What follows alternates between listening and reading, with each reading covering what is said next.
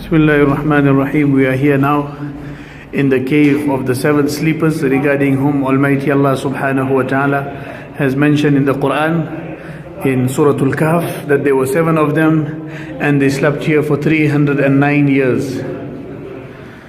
Allah subhanahu wa ta'ala kept them alive 309 years. This is one cave, one grave, 2, 3, 4. If you look here, then you will see that there is a glass here and all the remains and the bones also, they are inside there. And if you come on this side, on the other side of the cave, there is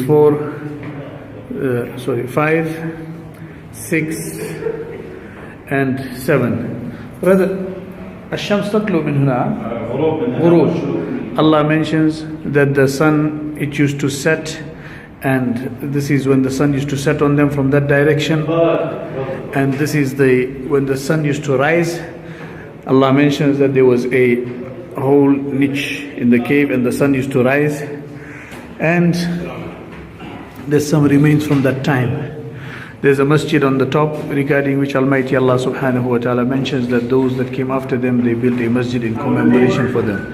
309 years they slept, and after 309 years they woke up, they were alive.